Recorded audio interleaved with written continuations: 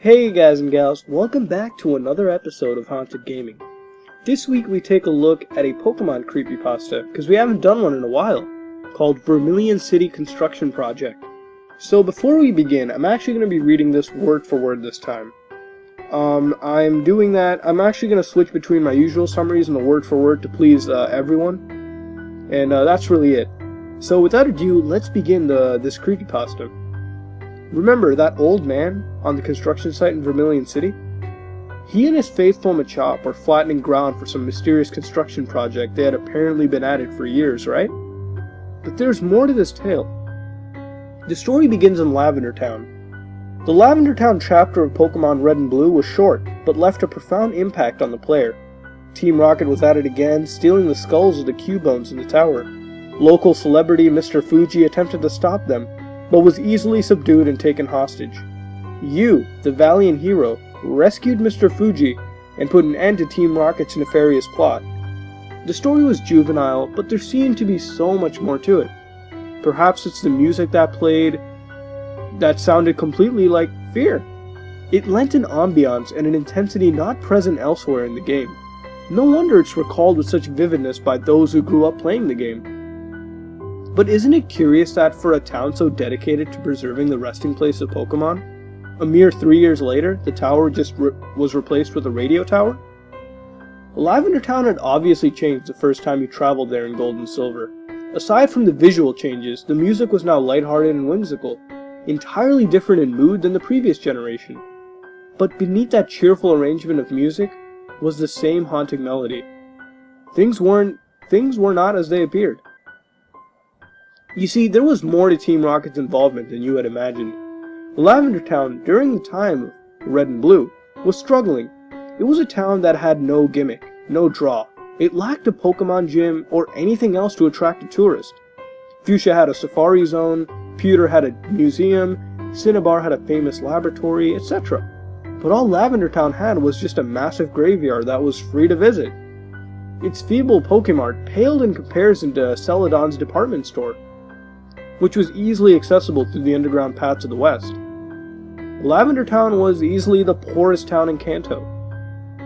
One day a businessman approached the mayor of Lavender Town with a proposal. Radio was a fad that hit Johto by a storm. It was popular. So this businessman proposed a demolition of Pokemon Tower and the construction of Radio Tower in its place.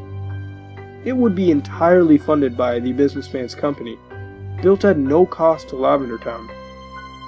The mayor realized that this would greatly upset the residents. He also realized that this was an opportunity for prosperity.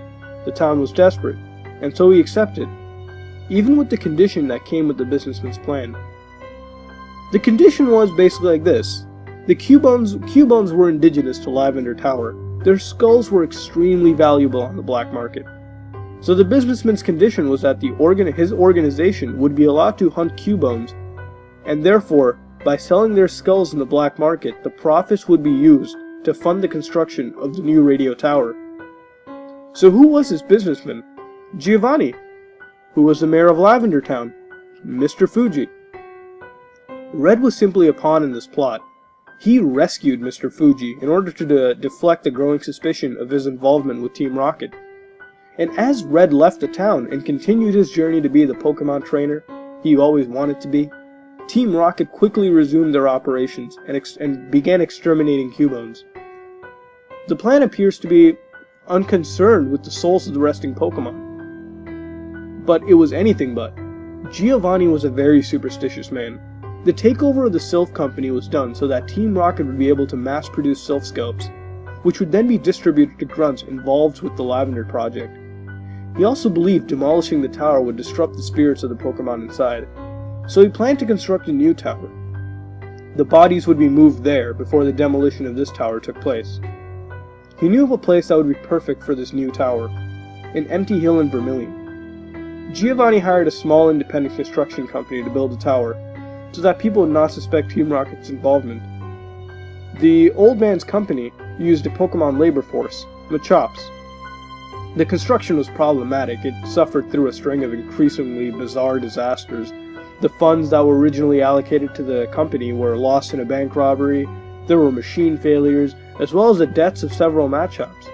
Months passed, the project got stalled, and made no progress. The citizens of Vermilion, who had no idea what the construction was intended for, actually joked that it was a cursed project. This would explain the continuing tragedy that befell upon Machops, whose attacks could not affect ghosts, and therefore had to die. Nonetheless, Giovanni refused to begin the construction of the radio tower until the bodies could be transferred to a new resting place. His greatest fear was disturbing the spirits. Some of his followers came to view him as a delusional.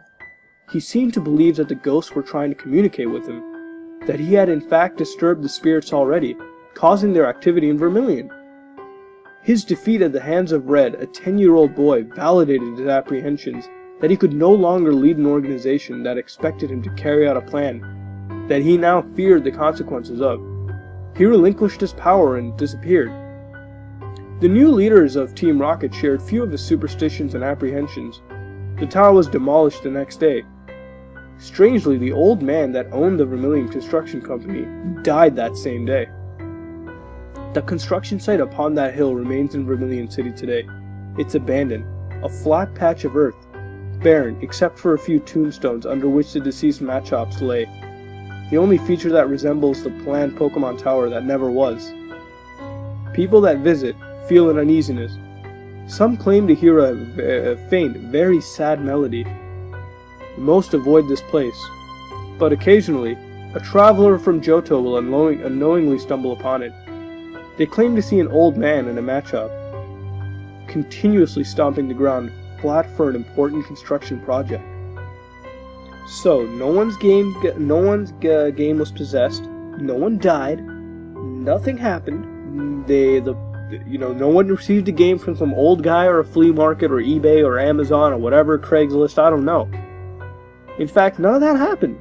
This was a pretty unconventional Pokemon creepypasta we done. It wasn't about a ROM, it wasn't about anything. It was about that construction site in Vermilion City. Anyone who's played Pokemon Red or Blue, or Leaf Green or Fire Red, knows of this construction project. We all know of it. We've all seen it, but even though we've all seen it, we've never really thought about it. We just thought about, oh, it's a little plot of land, whatever, screw it, let's go on. Or at least that's how I thought back then, because I just wanted to get through with the cities, so I could take on the Elite Four. But, anyways, thinking about it, this was similar to Zorax, if you will. It gave us this backstory. It gave us this mythos behind this little tiny thing in Pokemon. I mean, it was good. I liked it. The way they describe, Lavender Town. I mean, yeah, Lavender Town, it's been a staple with a lot of Pokemon creepypastas, and you can't blame them. It was like that one town that was legitimately creepy.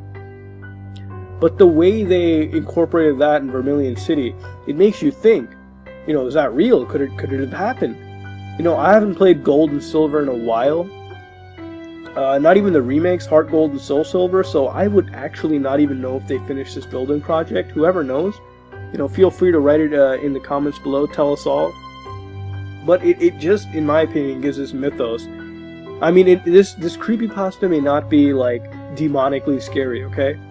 Alright, it may not be like that, but it is kind of creepy when you do think about it, like, just how Giovanni is, and how they describe these dead Machops, and how they've been dying slowly, because of these ghost Pokemon attacking them, or them, like, killing innocent Cubones and selling them on the black market.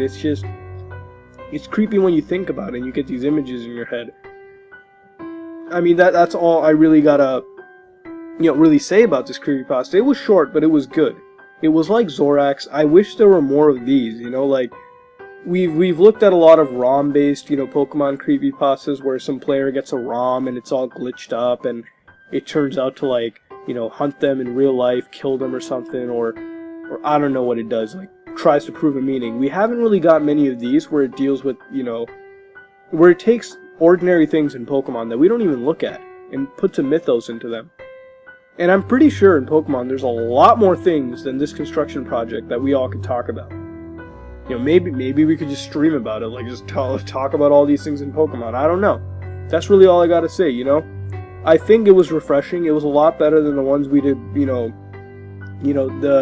other Pokemon ones we did, even though they were good, Glitchy Red, you know, Lost Silver, they all have their things.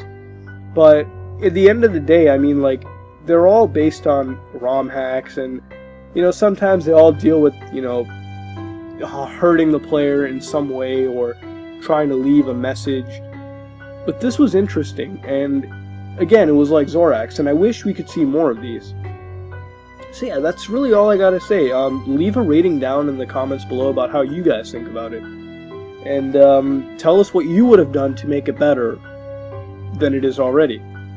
Again, I recommend you all to check it out. Links are in the description below. So yeah, definitely check it out. Read it, you know, for yourself. I did a you know, word for word reading of it. Next time I'll probably do a summary.